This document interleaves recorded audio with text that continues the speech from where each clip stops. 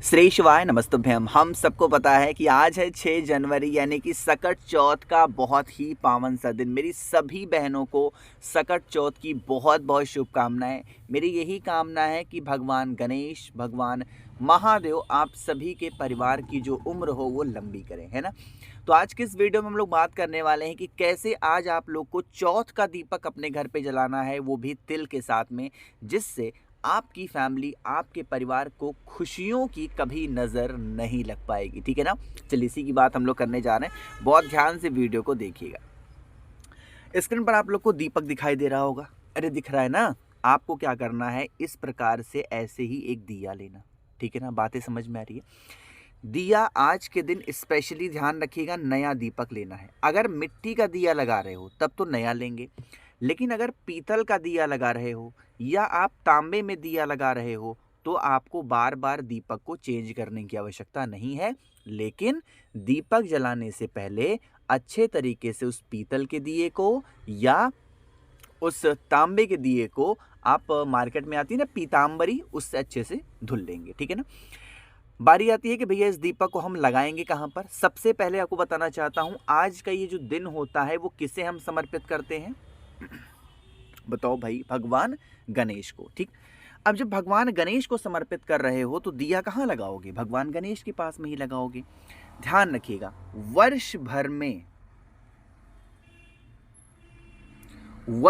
में सिर्फ एक ऐसा दिन होता है कि जब भगवान गणेश के सामने लंबी बत्ती का दिया लगाया जाता है, और बाकी पूरे 365 दिन में किसी भी दिन आप कभी भी भगवान गणेश के सामने लंबी बत्ती का दिया नहीं लगा सकते। हमेशा और हमेशा भगवान गणेश के पास में गोल बत्ती के ही दीपक को लगाने का प्रावधान होता है। बात एक समझ रहे हो ना। चलो अब बात आती है कि दीपक को लगाना कैसे। अच्छा, आप लोगों के माइंड में ये होगा कि भैया तो फिर आज के दिन क्यों हम लंबी बत्ती का दिया लगाते हैं, कुछ तो कारण होगा। जी हाँ, कारण ये है कि ये जो व्रत होता है, जितनी भी मेरी बहनें हैं वो अपनी संतान के लिए, देखो मैं पुत्र का नाम यहाँ नहीं ले रहा हूँ, वैसे ये जो व्रत होता है किसके लिए होता है, पुत्र के लिए होता है। लेकिन मैं ये प्रथा, ये चीज़ें नहीं मानता हूँ, है ना। मेरा ऐसा मानना है कि इस व्रत का नाम होना चाहिए था संतान के उम्र की वृद्धि के लिए व्रत। लेकिन लोगों ने क्या बनाया कि पुत्र के जो उम्र होती है उनको, जिनके पास पुत्र नहीं है, आप सोचो कि वो व्रत ही नहीं रह सकती। सोचो कितना, मतलब क्यों ही बनाया गया इस टाइप के ऐसे नियम को, क्यों ही। आखिर ऐसा बनाया जा सकता था ना कि जिनके पास संतान हो वो अपनी संतान की लंबी उम्र के लिए व्रत रह सकता है ना। लेकिन क्या बनाया गया कि पुत्र जिनके हो वही व्रत रहेगा। पता नहीं कैसा नियम और किसने बनाया, क्या ही टिप्पणी करूं इसमें, समझ में नहीं आता मुझे तो कभी कभी तो, है ना। चलो छोड़ो। लेकिन जो भी बहनें हैं ना, मैं तो यहाँ संतान का नाम लूंगा, आप समझ जाना। जो भी बहनें अपने संतान की लंबी उम्र के लिए व्रत रह रही हैं, लंबी उम्र के लिए, तो जब व्रत लंबी उम्र के लिए रह रहे हो तो बत्ती क्या होगी, लंबी बत्ती। जिससे क्या होगा कि जो बच्चों की उम्र होगी ना, लंबी बत्ती की वजह से इंक्रीमेंट होगा। तो इस चीज का भी विशेष ध्यान देना। तो इसीलिए हम सभी को लंबी बत्ती का, क्योंकि हमें क्या करना है, उम्र में वृद्धि करनी है अपने बच्चों की, है ना। चलो अब यहाँ पर ये नियम समझ में आया। अब बारी आती है दीपक को जलाने की। आज के दिन जो महत्व होता है, भगवान गणेश की पूजा का तो होता है, साथ ही साथ तिल का भी महत्व होता है। ठीक। लेकिन तिल में भी महत्व किसका होता है, काले तिल का। तो आपको क्या करना है, जो काले तिल की लड्डू बनाते हो ना, वही वाला काला तिल धुला हुआ, ठीक है ना, क्या करोगे, भगवान गणेश के पास में ऐसे नीचे जमीन पे रखना। ठीक है ना, रख दिया जैसे मैंने। अब इसी दीपक के ऊपर क्या करना है, जो भी प्रकार का दिया आपने लिया है, अब क्या करना है, इस दीपक के अंदर बत्ती लगानी है। अभी भी मैंने आपसे कहा कि बत्ती हमें कौन सी लगानी है, लंबी बत्ती। लेकिन ध्यान रखिएगा, बच्चों का मामला है ना, तो एक चीज का विशेष ध्यान दीजिएगा, ये जो बत्ती है ना, ये किसी भी हाल में दक्षिण दिशा की तरफ ना हो, यानी साउथ डायरेक्शन नहीं होना चाहिए। इस चीज का प्लीज आप सभी से हाथ जोड़ के विनती है कि इसका ध्यान रखेंगे। ठीक है ना। इतना काम हो गया। अब इतना करने के बाद में जो दीपक के अंदर डालोगे, वो आपको विशेष दिन है तो घी डालना है, और अगर घी ना हो तो तिल के तेल का इस्तेमाल कर सकते हो आज के दिन, इसमें कोई भी आज कोई दिक्कत नहीं होगी। ठीक है ना, बातें क्लियर हो रही हैं आप लोग को। तो इस प्रकार से दीपक को जलाएंगे। जब दीपक को जलाओगे, विघ्नहर्ता भगवान गणेश से अपने संतान की लंबी उम्र के लिए विनती करना कि हे विघ्नहर्ता, जैसे आज आपके सामने हम यह लंबी बत्ती का दिया लगा रहे हैं, उसी प्रकार से हमारे बच्चों की जो लाइफ हो, चाहे बेटा हो या बेटी, दोनों के लिए प्रार्थना करना। समझ रहे हो ना, मेरे बच्चों की जो जिंदगी है वो अच्छे से रहे, बच्चे हमारे जीवन में प्रगति करें, उन्नति करें, खूब आगे बढ़ें, ऐसे विनती और प्रार्थना करना। ठीक है ना। चलिए, तो यहाँ पर हम लोगों ने बात कर ली है अपने पहले उपाय की। आगे बढ़ते हैं, आपके बच्चों की ही लंबी उम्र के लिए हम लोग बात करेंगे अपने दूसरे उपाय की। और इस उपाय को पूज्य गुरु जी ने अपनी कथा में बहुत बार समझाया है, उसी की बात आज हम लोग करने वाले हैं, जो कि मात्र हमें करना है सुपारी के साथ में। अच्छा देखो, बच्चों की बातें आई है ना, एक नियम आपको समझा दूं। अगर बच्चों के पास, यानी बच्चों का मन पढ़ाई में नहीं लगता, बहुत चिंतित रहते हो, तो उनके गले में 6 मुखी रुद्राक्ष धारण करा दो। अगर आपको लगता है कि बच्चे हमारे पढ़ चुके हैं लेकिन पैसा नहीं कमा पा रहे हैं, तो उनके गले में 7 मुखी रुद्राक्ष धारण कर दो। आपको लगता है सब कुछ ठीक है लेकिन हमारा बच्चा बड़ा जिद्दी टाइप का है, गुस्सा करता है, नशा करता है, तो उसके गले में 9 मुखी रुद्राक्ष धारण कर दो। गले में नहीं धारण करा पा रहे हो तो उसके कमरे में कहीं पे रख दो। ये तीनों रुद्राक्ष मेरे पास हैं, असली हैं। अगर आप इनमें से कोई भी एक या तीनों या दो मुझसे खरीदते हो, इसके साथ मैं आप लोग को बहुत सारी चीज़ें फ्री दूंगा।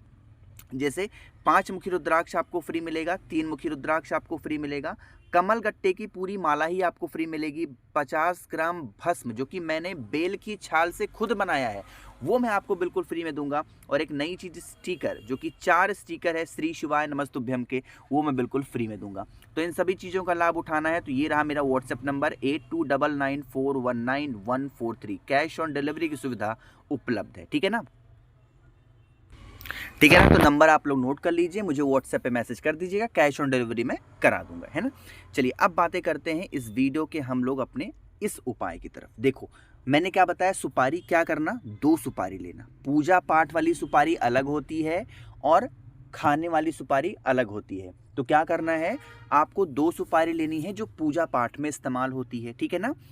आपको ऐसे जगह जाना है जहां भोले शंकर और माता सती साथ में हो, है ना। चाहे कोई फोटो हो, चाहे शिवलिंग है यहाँ पर, अब इन्हीं के साथ में यहाँ नीचे बैठी हुई हो कौन, माता पार्वती। या आपको ऐसे शिवलिंग नहीं मिलते, ऐसे मंदिर नहीं मिलते, तो क्या करोगे, आपके ही घर में जो भोले शंकर और माता पार्वती की साथ में फोटोज हों वहां पर चले जाना। एक आपको क्या करना है, या अगर मान लो नहीं मिलता है तो माता पार्वती का स्थान शिवलिंग पे क्या होता है, ये होता है। तो इस माता के हस्त कमल पर एक सुपारी यहाँ चढ़ा दो और एक सुपारी शिवलिंग के ऊपर चढ़ा दो। यहाँ पर चढ़ाने के बाद में यही विनती करनी है कि आज ये सुपारी हम आपको समर्पित कर रहे हैं, हमारे बच्चे बड़े जिद्दी हैं, जीवन में तरक्की नहीं कर पा रहे हैं, आप इन्हें स्वीकार करें और जो भी जीवन की तकलीफ़ें हैं, प्रॉब्लम है, समस्या है, उन समस्या से हमें छुटकारा दिलाएं। ऐसी विनती प्रार्थना करके देखना, आपको जीवन में कभी पीछे मुड़ के देखना नहीं पड़ेगा। आपके बच्चों को हमेशा वो जीवन में तरक्की ही करेंगे। ठीक है ना, करिएगा ज़रूर। चलिए आगे बढ़ते हैं इस वीडियो के सबसे आखिरी अपने तीसरे उपाय की तरफ। और ये जो तीसरा उपाय है ये होगा, आपकी कितनी भी पुरानी इच्छा हो, कितनी भी बड़ी इच्छा हो, उस इच्छा को जल्दी पूरा करने के लिए। कैसे करने हैं, कहाँ पे करने हैं, सारी बातें करेंगे, लेकिन जल्दी से करिए वीडियो को लाइक, और जिसने अभी तक चैनल को सब्सक्राइब नहीं किया और मेरी आवाज़ आप पहली बार सुन रहे हैं, चैनल को ज़रूर सब्सक्राइब करेंगे। ठीक है ना। चलो समझने की कोशिश करते हैं। इच्छा पूर्ति का ये उपाय है तो हम सभी लोगों को 2 चीज़ें चाहिए।